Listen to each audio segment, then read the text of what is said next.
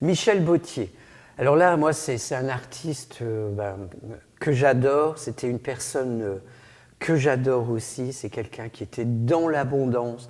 Il faut l'imaginer travaillant debout, étant vraiment concentré sur son travail, tellement concentré qu'il en suait, vraiment la sueur gouttée sur son travail, tellement il était dedans. Et alors, tout était bon pour lui, hein. Le dessin, le collage, il allait chercher des fils de fer, il intégrait des feuilles qui finalement desséchaient et ça ne devenait plus rien. Mais c'est pas ça qui l'intéressait.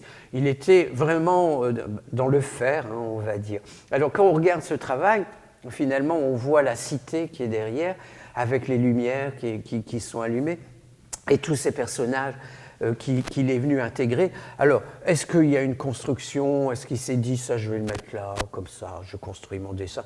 Non, je ne veux pas m'immiscer dans ce qu'il a voulu faire, mais je ne pense pas. Il découpe, puis là, il y avait une place, ah ben, il l'a mis, et puis là, il y avait une autre place, il l'a mis, et puis il a fait ce dessin.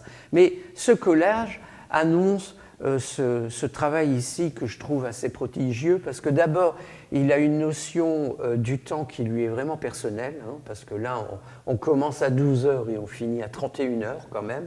Donc le temps n'est pas tout à fait le même.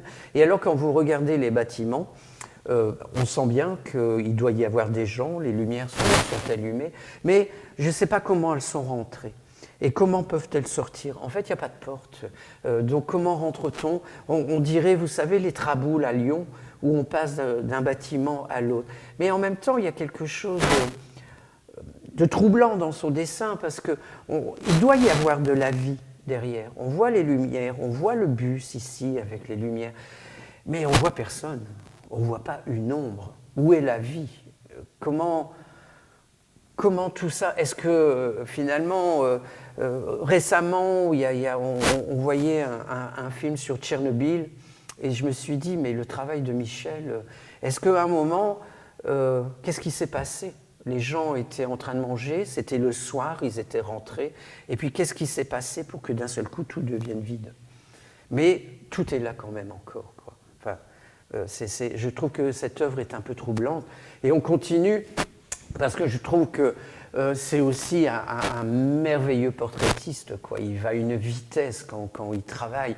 On sent bien que le pastel, c'est pas comme Maurice tout à l'heure où il travaille avec une loupe et où tout est vraiment très précis. Ici, le pastel court, les couleurs viennent, s'amoncellent. Et puis, il y a une jouissance dans le travail de Michel.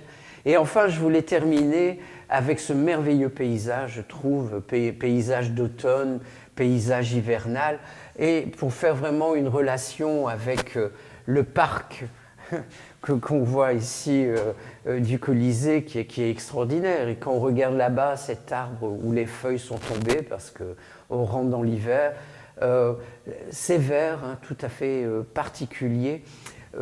Ici, il y a juste un peu de soleil, on sent qu'il y a une lumière. C'est exactement le travail de Michel. Et je trouvais vraiment ce dialogue entre le parc et cette œuvre vraiment, vraiment belle, quoi. Enfin, vraiment beau, puisque c'est un dialogue.